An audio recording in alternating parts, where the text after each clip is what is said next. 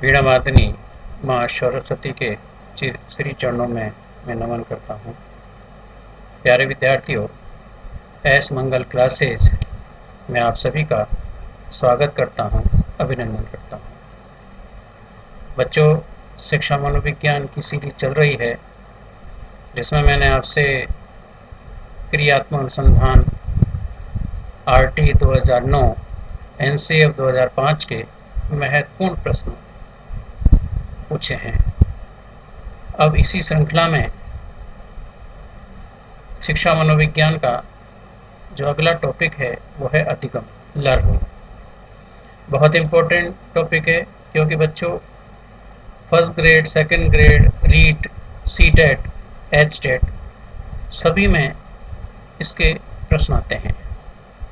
तो सीरीज 7 के माध्यम से मैं इन प्रश्नों को आपके बीच में रख रहा हूँ। आप इन प्रश्नों को पढ़ें और उनका दोहरान करें। तो चलिए मैं प्रारंभ करता हूँ।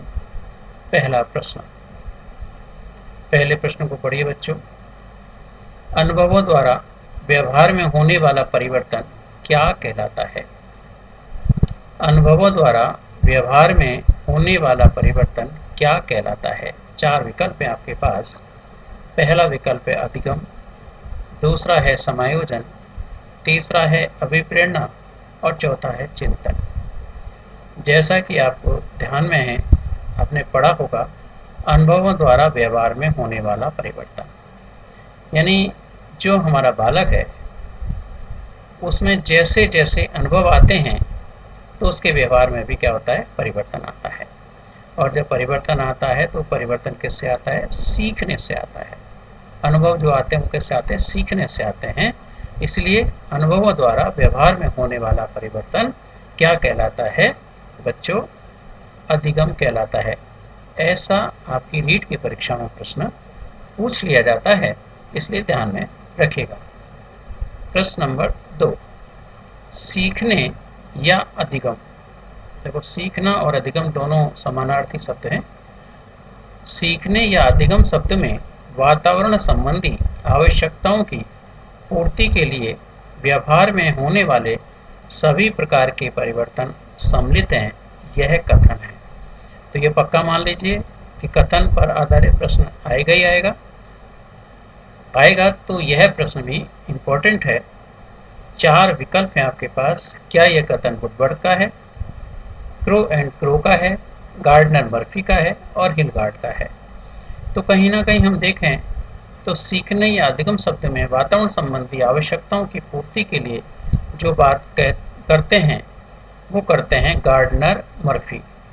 तो ये जो स्टेटमेंट दिया गया है बच्चों, वो किसके द्वारा दिया गया है?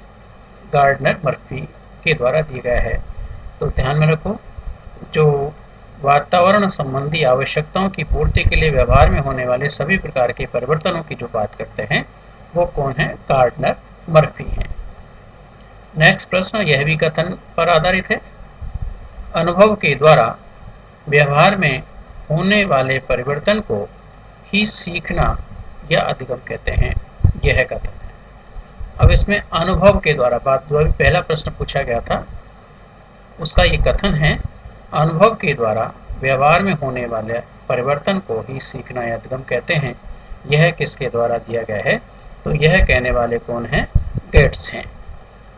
यानी इसका जो विकल्प, सही विकल्प है वो बच्चों क्या है? गेट्स। तो ध्यान में रखिए, ये 2 प्रश्न मैंने कथन बेस आपसे इसमें पूछे हैं। प्रश्न नंबर 4, सीखना है। बहुत आसान प्रश्न है, सरल प्रश्न है। आपको परीक्षा में सरल प्रश्न भी मिलेंगे, कुछ कठिन प्रश्न भी मिलेंगे, कुछ सामान्य प्रश्न भी मिलेंगे। तो ये प्रश्न सरल प्रश्न है, सरल प्रश्न की श्रेणी में आता है। सीखना है, पहला ऑप्शन आदतों का अर्जन, दूसरा है ज्ञान का अर्जन, तीसरा है अभिवृत्तियों का अर्जन और चौथा है उपरोक्त सभी। तो सीखना क्या आदतों का अर्जन है? यस। जब हम सीखते हैं तो क्या होता है? आदतों का अर्जन होता है, बहुत सारी आदतों को सीखते हैं। क्या ज्ञान का अर्जन करते हैं? बिल्कुल, ज्ञान का अर्जन भी करते हैं, ज्ञान को भी हम सीखते हैं। और तीसरा विकल्प अभिवृत्तियों का अर्जन, हाँ, अभिवृत्तियों का अर्जन भी हम सीखने के दौरान करते हैं। इसलिए इसका सही विकल्प है वो है फोर्थ, उपरोक्त सभी। प्रश्न नंबर 5, सीखने के संदर्भ में गलत कथन है। अब ये 4 स्टेटमेंट है आपके पास, इन 4 स्टेटमेंटों में से गलत ढूंढना है हमें। तो ऐसे प्रश्न परीक्षा में आते हैं, और परीक्षा में आते हैं तो कई विद्यार्थी ऐसे प्रश्नों को गलत करके आ जाते हैं क्योंकि जल्दीबाजी में उत्तर देते हैं। यहाँ समय आपके पास पर्याप्त होगा, और जब समय पर्याप्त होगा इसलिए प्रश्न को बारीकी के साथ पढ़िए और साथ में विकल्पों को पढ़िए और फिर उत्तर ढूंढना है आपको। तो ज़रा इसका आंसर बताइए क्या होना चाहिए, आपके हिसाब से क्या होना चाहिए। सीखने के संदर्भ में गलत कथन है। पहला विकल्प, सीखना व्यवहार में परिवर्तन है। बिल्कुल, अभी आ चुका है प्रश्न इसका। सीखना व्यवहार में परिवर्तन को ही हम सीखना कहते हैं। क्या सीखना जन्मजात है? सीखना जन्मजात होता है क्या? नहीं। तीसरा, अर्जित व्यवहार की प्रकृति अपेक्षाकृत स्थायी होती है। जो हम अर्जित व्यवहार है हमारा, अर्जित करते हैं व्यवहार, उसकी प्रकृति अपेक्षाकृत कृषि होती है, स्थायी होती है। यह भी सही कथन है।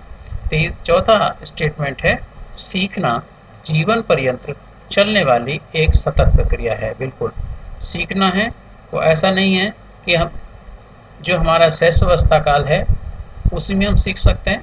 हम बाल्यावस्था काल में भी सीख सकते हैं, हम किशोरावस्था काल में भी सीख सकते हैं, हम प्रौढ़ावस्था काल में भी सीख सकते हैं, हम वृद्धावस्था में भी सीख सकते हैं।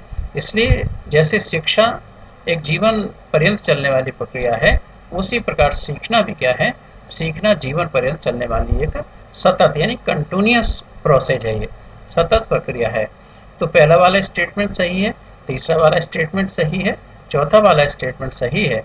तो गलत स्टेटमेंट क्या है इसमें? दूसरा वाला है। सीखना जन्मजात है। सीखना जन्मजात नहीं होता। सीखना क्या होता है? अर्जित होता है। चाहे हम ज्ञान का अर्जन करें, चाहे हम अभिवृत्तियों का अर्जन करें, अर्जन की बात जहाँ पर ही होगी वहाँ अपन सीखने की बात करेंगे। प्रश्न नंबर 6, निम्न में से सीखने की विशेषता नहीं है।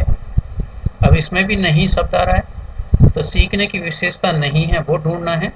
सीखना एक सार्वभौमिक है। यस, कहीं भी किसी भी स्थान पर किसी भी समय पर हम क्या कर सकते हैं, सीख सकते हैं।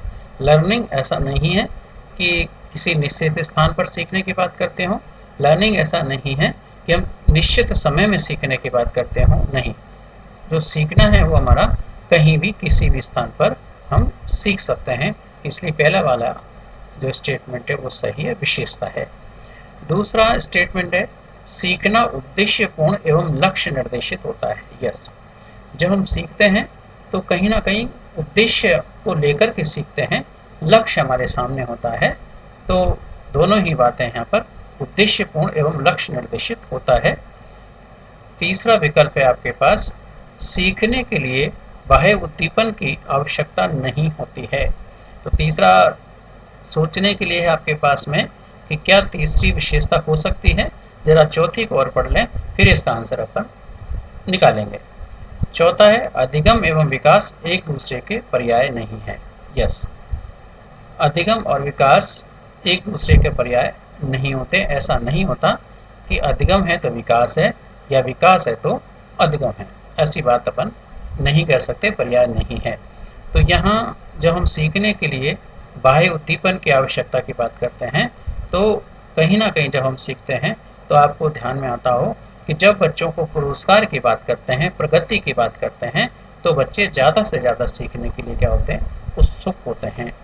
इसलिए कहीं ना कहीं हमें बाह्य उद्दीपन की आवश्यकता होती है। तो यहाँ जो विशेषता नहीं है वो नहीं यहाँ पर भी आ रहा है। यदि इसके स्थान पर होता सीखने के लिए बाह्य उद्दीपन की आवश्यकता होती है तो फिर ये विशेषता हो जाती, इसलिए नहीं शब्द है। तो आंसर इसका तीसरा विकल्प हो गया। अब प्रश्न नंबर 7 पढ़िए। निम्न में से अधिगम का अनुक्षेत्र है। 4 विकल्प हैं। डोमेन, अनुक्षेत्र को अंग्रेजी में कहते हैं डोमेन है। अधिगम का संज्ञानात्मक अनुक्षेत्र। सेकंड विकल्प, अधिगम का क्रियात्मक अनुक्षेत्र। तीसरा विकल्प, अधिगम का भावात्मक अनुक्षेत्र। और चौथा उपरोक्त सभी। बताइए इसका आंसर क्या होना चाहिए। अब जब अपन अधिगम की बात कर रहे हैं और अभी पिछला वाला प्रश्न हमने पढ़ा है लक्ष्य और उद्देश्य की बात की है कि जहाँ उद्देश्य है, लक्ष्य है, वहाँ पर अधिगम है। तो ज्ञानात्मक, भावात्मक और क्रियात्मक, ये 3 डोमेन हैं अपने पास में, ध्यान में आता हो। कॉग्निटिव डोमेन, अफेक्टिव डोमेन और साइकोमोटर डोमेन, ये 3 अनुक्षेत्र हैं। और जब ये तीनों की तीनों की अपन बात करते हैं तो ये शैक्षिक उद्देश्य भी कहलाते हैं। तो जब शैक्षिक उद्देश्यों को हम प्राप्त करने की बात करेंगे तो लर्निंग की बात होगी वहाँ पर, और लर्निंग की बात होगी तो पहला वाला विकल्प ठीक है, दूसरा वाला विकल्प भी ठीक है और तीसरा वाला विकल्प भी ठीक है। अर्थात अधिगम का संज्ञानात्मक अनुक्षेत्र है, अधिगम का क्रियात्मक अनुक्षेत्र भी है और अधिगम का भावात्मक अनुक्षेत्र भी है। इसलिए करेक्ट आंसर क्या है इसका? फोर्थ विकल्प है। प्रश्न नंबर 8 पढ़ें। अधिगम को कौन से कारक प्रभावित करते हैं?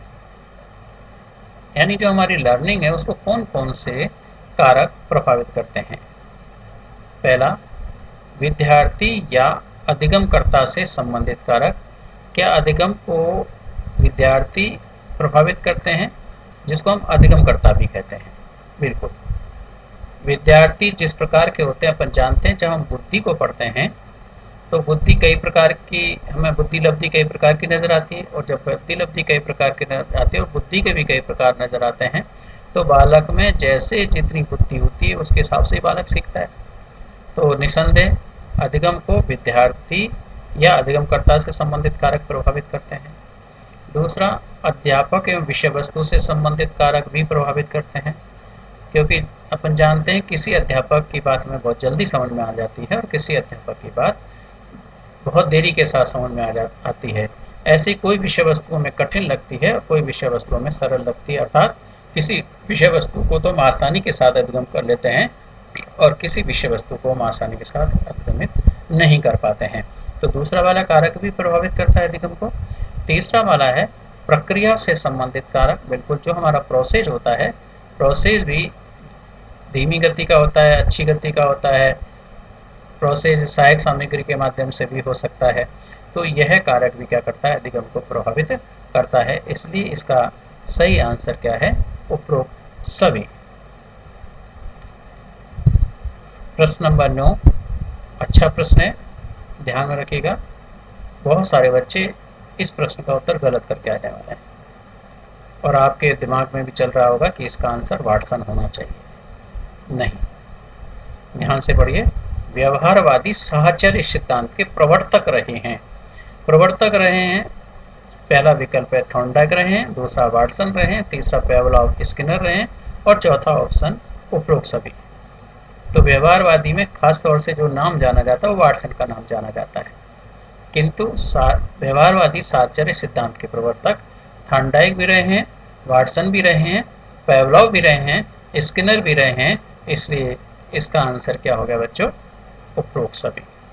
तो इस प्रश्न बहुत इंपॉर्टेंट प्रश्न है, गलत करके नहीं आना आपको। व्यवहारवादी साहचर्य सिद्धांत के प्रवर्तक पूछे जाते हैं तो उपरोक्त सभी में थॉर्नडाइक का नाम भी आता है, वाटसन का नाम भी आता है, पेवलॉव का भी नाम आता है, जिसको आप लोग पावला बोल देते हैं, पेवलॉव है सही नाम, और स्किनर का नाम भी आता है। प्रश्न नंबर 10, थॉर्नडाइक द्वारा प्रतिपादित विचार प्रणाली को किस नाम से जाना जाता है? तो थॉर्नडाइक द्वारा जो प्रतिपादित की गई थी विचार प्रणाली, उसको किस नाम से जाना जाता है? क्या उसे अनुबंधन के नाम से जाना जाता है? क्या उसे प्रतिबद्धता के नाम से जाना जाता है?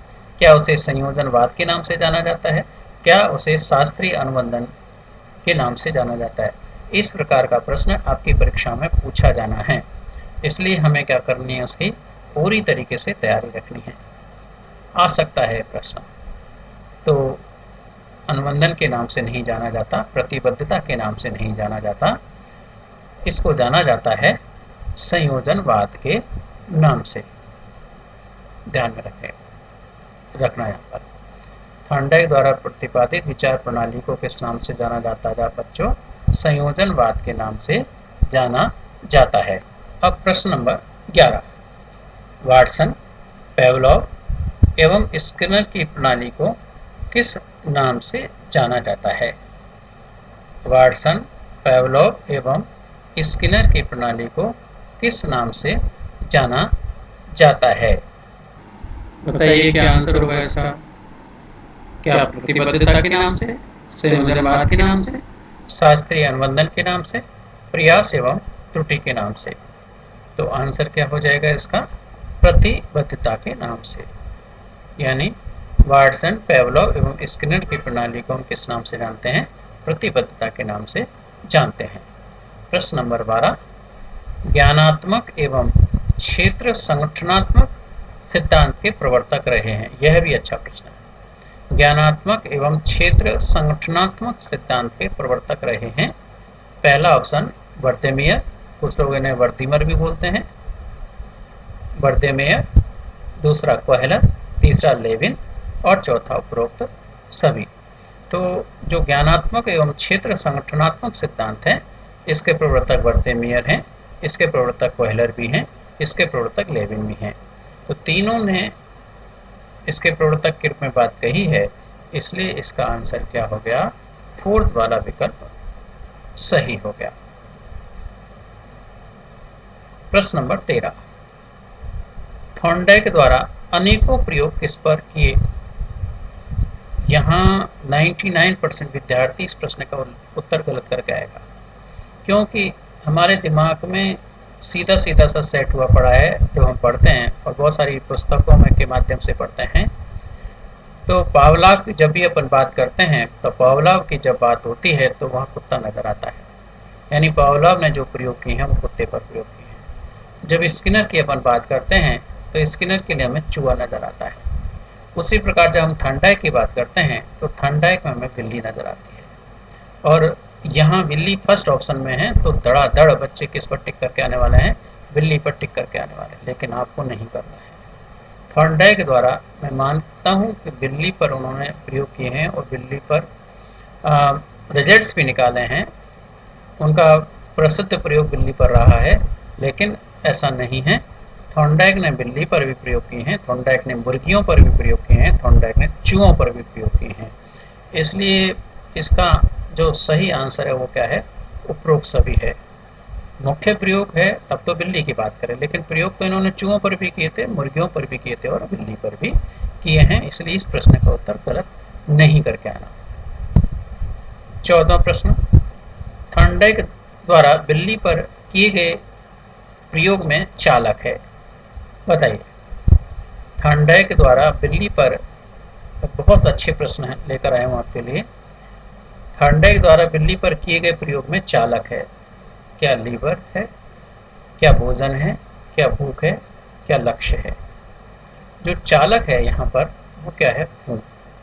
क्योंकि भूख लगती है तभी बिल्ली अपनी हरकत करती है। भूख नहीं लगेगी तो बिल्ली हरकत नहीं करेगी। तो यहाँ लीवर नहीं है, भोजन नहीं है, क्या है आंसर? भूख। ध्यान में रखिएगा, जो चालक है वो क्या है? भूख है। 15वां प्रश्न, प्रयत्न एवं भूल विधि की संज्ञा किस सिद्धांत को दी जाती है? पहले भी मैं कह चुका हूं कि इस प्रकार का प्रश्न परीक्षा में आपके में पूछा जाना है, और जब पूछा जाना है तो फिर आपको तैयार रहना है। बताइए इसका उत्तर क्या होना चाहिए? प्रयत्न एवं भूल विधि की संज्ञा किस सिद्धांत को दी जाती है? पहला विकल्प संयोजनवाद को, दूसरा शास्त्रीय अनुबंधन को, तीसरा गेस्टाल्टवाद को और चौथा सक्रिय अनुबंधन को। यदि आपने लर्निंग थ्योरी को, लर्निंग सिद्धांतों को अच्छी तरीके से पढ़ा है तो फिर आप इस प्रश्न का उत्तर दे सकते हैं। आंसर क्या है इसका? संयोजनवाद को। प्रयत्न एवं भूल विधि की संज्ञा किसको देते हैं अपन? संयोजनवाद को देते हैं। प्रश्न नंबर 16 बड़ा प्रश्न है किंतु अच्छा प्रश्न है। जब कोई संवहन के लिए तैयार हो तो उसे संवहन में संतोष मिलता है, परंतु जब कोई संवहन इकाई संवहन के लिए संवहन इकाई संवहन के लिए तैयार ना हो तब उसके लिए संवहन कष्टप्रद होता है। जब कोई संवहन इकाई संवहन के लिए तैयार हो तो उसे ऐसा ना करने देना भी कष्टप्रद होता है। यह थॉर्नडाइक के किस नियम की ओर संकेत है? ऐसा बड़ा प्रश्न भी परीक्षा में आता है।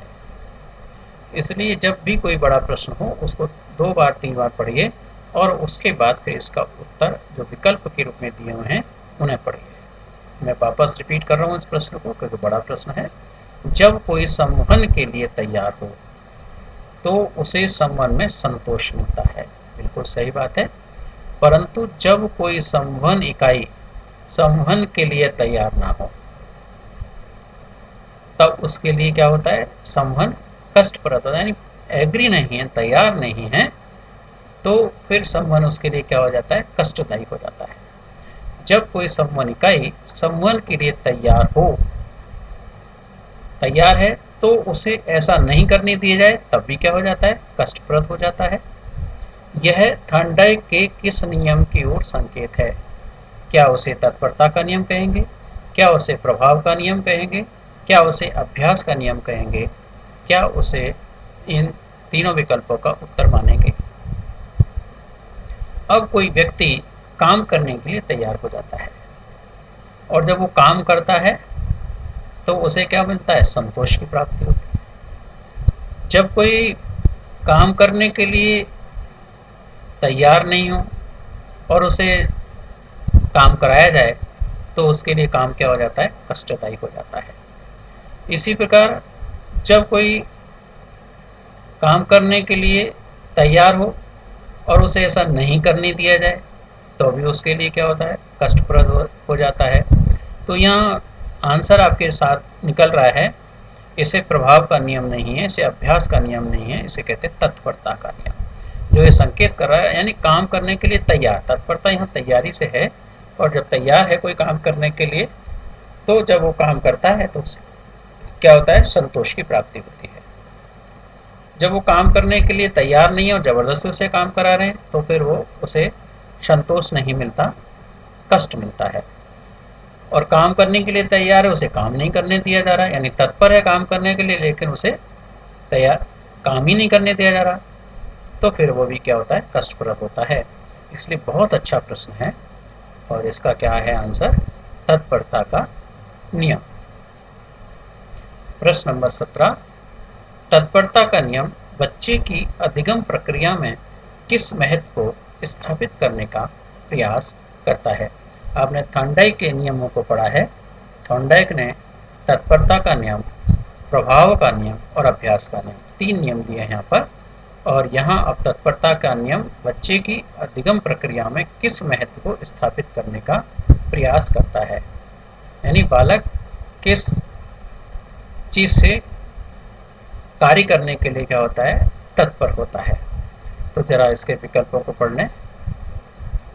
सीखने की प्रक्रिया में पुरस्कार एवं दंड के महत्व को प्रकाश में लाता है। क्या तत्परता का नियम बच्चे के अध्ययन प्रक्रिया में सीखने की प्रक्रिया में पुरस्कार एवं दंड के महत्व को प्रकाश में लाता है? नहीं। सीखने की प्रक्रिया में अभ्यास और पुनरावृत्ति के महत्व को प्रकाश में लाता है? नहीं। अभ्यास का नियम अपन जानते हैं। पुरस्कार एवं दंड की जब अपन बात करते हैं तो उस पर इफेक्ट आता है, प्रभाव, यानी पुरस्कार और दंड की जो बात है वो प्रभाव के नियम की बात करते हैं। सेकंड वाले विकल्प सीखने की प्रक्रिया में अभ्यास और पुनरावृत्ति, तो अभ्यास का नियम आएगा उसमें।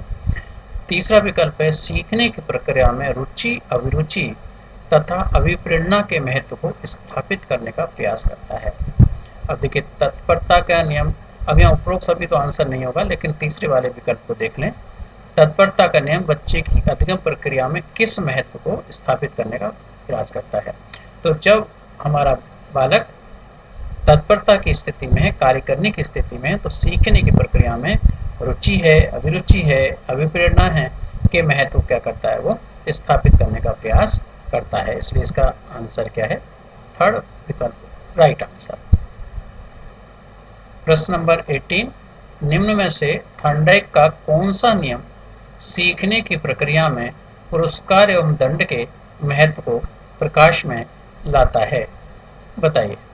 निम्न में से थॉर्नडाइक का कौन सा नियम सीखने की प्रक्रिया में पुरस्कार एवं दंड के महत्व को प्रकाश में लाता है? जब पुरस्कार देते हैं, दंड देते हैं तो बच्चे के सीखने पर प्रभाव पड़ता है या नहीं पड़ता? बिल्कुल प्रभाव पड़ता है वहाँ पर। और जब प्रभाव पड़ता है तो तत्परता का सिद्धांत नियम लागू नहीं होता, अभ्यास का भी नहीं लागू होता। तो आंसर यहाँ पर क्या है बच्चों? प्रभाव का नियम। प्रभाव का नियम है वो पुरस्कार एवं दंड की जब बात करेंगे तो कहीं ना कहीं उसमें प्रभाव की बात ध्यान में आना। तो ये प्रश्न ध्यान में रखिएगा, कहाँ तत्परता की बात हो रही है, कहाँ प्रभाव की बात हो रही है और कहाँ अभ्यास की बात हो रही है। प्रश्न नंबर 19, पेवलोव के शास्त्रीय अनुबंधन सिद्धांत के प्रयोग में कृत्रिम कृत्रिम उद्दीपन क्या था? बताइए क्या था? पेवलोव के शास्त्रीय अनुबंधन सिद्धांत के प्रयोग में कृत्रिम उद्दीपन क्या था? पेवलोव ने ध्यान में किस पर प्रयोग किए थे? अभी कुछ समय पहले ही मैंने बताया आपको, कुत्ते पर प्रयोग किए हैं। तो कुत्ता है, भोजन है, घंटी है, लार है, ये सारी चीज़ें उनके प्रयोग के दौरान देखी गई हैं। क्या कृत्रिम उद्दीपन के रूप में घंटी बजाना था? नहीं। भोजन प्रस्तुत करना था, लार था या कुत्ता था? कुत्ता कृत्रिम उद्दीपन नहीं है, लार भी कृत्रिम उद्दीपन नहीं है, क्योंकि वो स्वाभाविक है।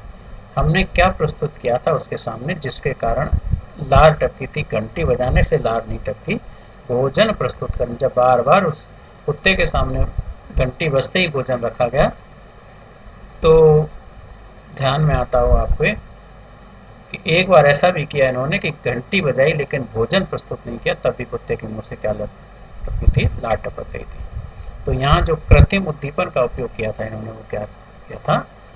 भोजन प्रस्तुत करना। प्रश्न नंबर 20, शास्त्रीय अनुबंधन सिद्धांत को और किस नाम से जाना जाता है? शास्त्रीय अनुबंधन सिद्धांत को और किस नाम से जाना जाता है? 4 विकल्प हैं आपके पास: प्रतिबद्ध अनुक्रिया सिद्धांत, सक्रिय अनुबंधन सिद्धांत, समग्रता का सिद्धांत, प्रयास एवं त्रुटि का सिद्धांत। बताइए, शास्त्रीय अनुबंधन जो अभी अपन पावलोव थ्योरी की बात कर रहे थे वो कौन सा है, किस नाम से जाना जाता है? प्रतिबद्ध अनुक्रिया सिद्धांत। सक्रिय अनुबंधन सिद्धांत तो स्किनर की थ्योरी है, समग्रता का सिद्धांत गेस्टाल्टवाद की थ्योरी है। ये सब ध्यान में रहने चाहिए आपको। तो जो शास्त्रीय अनुबंधन सिद्धांत को और किस नाम से जाना जाता है? प्रतिबद्ध अनुक्रिया सिद्धांत के नाम से जाना जाता है। तो पहला वाला विकल्प बच्चों इसका सही है। इस प्रकार आपको मैंने ये 20 प्रश्न अधिगम में से दिए हैं, लर्निंग में से दिए हैं। ये 20 प्रश्न बहुत अच्छे प्रश्न हैं। अब इन प्रश्नों को दोहराइए, बार बार दोहराइए। बहुत सारे प्रश्न आपको मिल चुके हैं और इन प्रश्नों को पढ़ते रहिए। पढ़ने के साथ साथ और क्या प्रश्न बन सकता है वह भी सोचिए, उस पर भी चिंतन करिए। इस चैनल को ज़्यादा से ज़्यादा लाइक करिए, सब्सक्राइब करिए, शेयर करिए, जिससे कि ज़्यादा से ज़्यादा विद्यार्थी लाभान्वित हो सकें। आप सभी का मैं बहुत बहुत आभार व्यक्त करता हूँ, आपको धन्यवाद ज्ञापित करता हूँ। बहुत बहुत धन्यवाद।